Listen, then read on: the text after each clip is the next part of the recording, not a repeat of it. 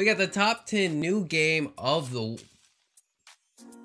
top 10 new games of the Game Awards for 2022 by Gameranx, man. I already know it's a thorough video. When I saw it, I was like, I gotta watch it because I know I missed the Transformers Reactivate trailer. I don't know how I missed that. I can't miss anything else. If there's a game coming out in 2023 that's gonna change my life, I need to know about it in the last month of 2022. Let's see what they're talking about, because like I said, I really wasn't paying attention, to be honest. But I figured if it was a cold ass game coming out, I would have heard about it, and I didn't. I'm very excited for Transformers Reactivate. So let's see what other games I can get excited for, man. The Game Awards just landed hard, and we found out about a pause.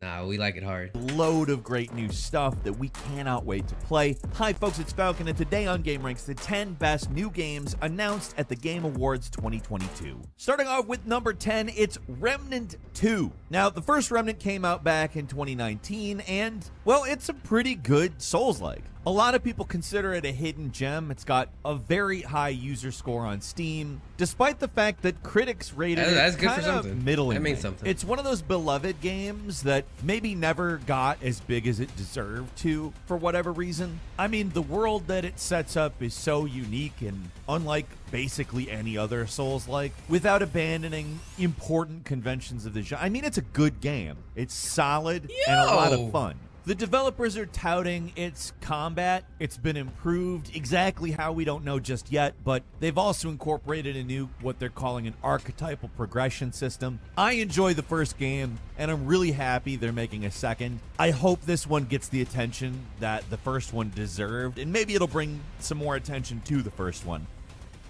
At number 9 is... I'm gonna say weak. Weak as hell, actually. Transformers Reactivate, and I don't know, I gotta just admire the balls of this. So, I don't know almost anything about this game, other... Oh my god, that's so tough, man, bruh. If I try to play this shit on my PC, my bitch might catch on fire. Oh my god, bro, what the fuck? Than it seems like you're Bumblebee, and it seems like it's a first-person shooter. So those are things that make it seem interesting to me. That could be a good game. But the trailer, I mean, you know how for a while they were doing like dramatic covers of 1980s hits like Everybody Wants to Rule the World? Well, they did a Bon Jovi cover in that way here, and it doesn't have the dramatic cover effect of a Tears for Fears song, let's say. However, I still admire it. It's just, I love the song personally, and I get why they would do this. And it does actually have me intrigued, so I have to give them some credit on that, even though maybe I would hear the idea for it and go, yeah, that's not going to work how we want it to. It got me interested in the game, so, I mean, props to them. The game also, if it ends up looking anything like the trailer, is going to be a really strange and interesting mix of things. Like I said, as far as I can pin it down, it's a Bumblebee first-person shooter. Beyond that, your guess is as good as mine. Lot going on, though. Lot going on in the trailer. It's apparently a 4-player game. Yeah, you can play it single player, but I guess it's co-op as well. I definitely want to know more, and I think we'll find out a lot more when the closed beta happens in 2023. At number 8 is Crash Team Rumble, a game that from the trailer you might not exactly understand, but it seems actually fairly simple. This is a 4v4 multiplayer rumbler where each character has a different set of abilities, but the main goal is to get fruit, bank it in your goal, as well as defend the opposing goal so they're not able to bank their fruit. While it's not the same concept, obviously, I'm kind of interpreting it as a little bit Splatoon adjacent, and I really like that there's something like that out there. There's really nothing trying to be that. Honestly, if they handle this well, this is gonna be a really fun game, frankly. It's being developed by the same people that did Crash 4. Crash 4, fantastic. It looks like they're preserving the gameplay style, but making it into an arena brawler. Honestly, I'm not a fan of Crash. However, I can see fans of Crash liking this game. And that just works. I think that that could be fantastic. It's apparently going to land next year, too. And honestly, if it's as fun as the trailer makes it look, I'm there. I'm not going to call this At number 7 is Banisher's Ghost of New Eden, a new game from the developer. What is it? At number 7 is Banisher's Ghost of New Eden, a new game from the developers of Life is Strange and Vampire. This is an action RPG, and Don't Nod is now not unfamiliar to that genre. Vampire is essentially that. And it appears that the story centers around two ghost hunters who love each other. So that could either be really good or really bad. Don't Nod is, of course, very famous for their actually successful lack of subtlety in the Life is Strange games, which, to be frank, shouldn't be as good as they are based on if you described them to another human being. So I think they can probably pull that off. We don't entirely know about what the combat's going to look like, but it looks like an interesting world, and I don't know, Don't Nod manages to do stuff that seems like shouldn't work, and then it does. So I'm looking forward to it. Banisher's Ghost of New Eden looks like it's targeting late 2023 for release, and I look forward to finding out more about it. Okay. At number 6 is a new Horizon Forbidden West expansion called The Burning Shores. It's really interesting what they decided to do with California. Damn. You see the Hollywood sign, a lot of it's submerged, it's kind of islandy, and there's a lot of volcanoes. I don't know, I think this is probably the most radical transformation they have given to a present-day area you will have seen in Horizon so far. This one's being developed exclusively for PS5 because is Horizon Forbidden West like that? Because I started playing Horizon Zero Dawn, right? I probably got like halfway through it. Like I'm level 30. And it took me, I was level 29. It took me like 5 hours to get to level 30 so I could do another main mission. I hate when games do that. You got to be a certain level to do the main mission. So I finally get 5 hours later, I finally hit level 30. I hit level 30, do the mission. The mission's like 30 minutes long, bro. It wasn't a long mission at all. Then after that mission, it says I gotta be level 32 to do the next main mission, bro. How do you want me to do that, man? I took me 5 hours to do level 30 to get to level 30 from level 29. Now you want me to bump 2 more levels? Dude, I got shit to do. Nigga, I'm just trying to beat the game, bro. You got me doing all kinds of weird ass side missions and shit, bro. I'm just trying to beat the game. That's why I stopped playing. I deleted it off my console that day, dude. I have not picked it back up. And that was because Horizon Forbidden West was coming out. I wanted to know what I was missing. It's a good game, though. I'm just saying, I couldn't finish it, man. I'm going to have to, pay someone to finish that for me because, dude, that's just ridiculous, man. I hate when games do that shit, man. Just let me do the main mission if I want to. Don't force me to do the side missions. Because they want to take advantage of the technical prowess of it. So unfortunately, it's not coming to PS4, which does, on some level, kind of suck. But on another, it definitely ensures this is going to be a big, impressive game. Length, we're not sure yet. I have to imagine it's not going to be a lot different from the expansion for the original Horizon. And it's going to be landing on April 19th. Definite must play. That's clean.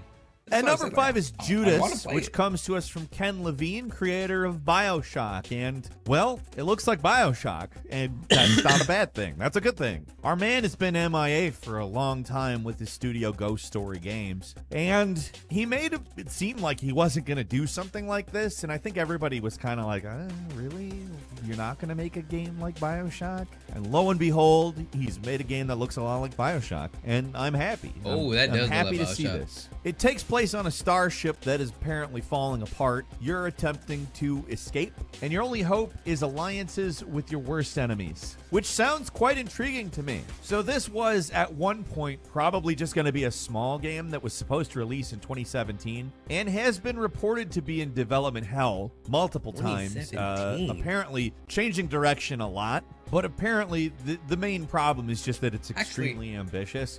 From what we've seen, and I think smartly, they've just shown you that they're making a game that you're going to want to play because it's like BioShock made by the BioShock guy. That was a smart introduction to the gameplay. For sure. But what has caused it to be such a big wild ride that's been going for this long, I'm very interested in finding out about. It's going to be landing on all major platforms, but I have no idea when. Hopefully, given that they're showing it off, it's not too far, but we'll see.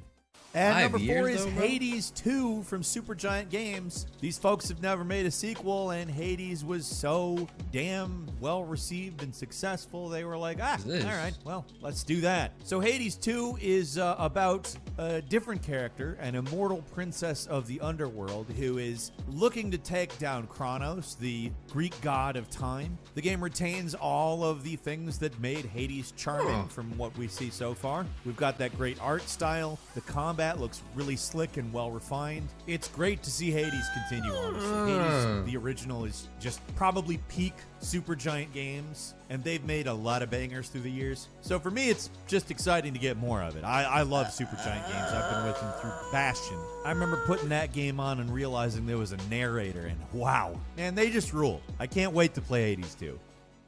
And number 3 is Crime Boss Rocky City, which is a first-person crime city game that features, and this is really a hell of a cast, Michael Madsen, Danny Trejo, and Chuck Norris. Vanilla Ice is also in it. It kind of looks like a full-on first-person shooter Grand Theft Auto type game and has both a single-player campaign as well as cooperative multiplayer. It's coming to us from 505 Games and In-Game Studios and will apparently have a lot more 90s heroes in its cast. I mean, Danny Glover is in it. I have to imagine a lot of the budget of this game is just going into the cast. So I'm pretty interested in seeing where this goes. This game is actually coming out fairly soon in the future, March 28th. So I'm interested in it, but I also have a mild hesitance just based on the fact that they're trying to go so. Hey, when they say they're getting a lot of 90s and 80s stars in the cast and that's where all the budget's going, I immediately, the interest was like,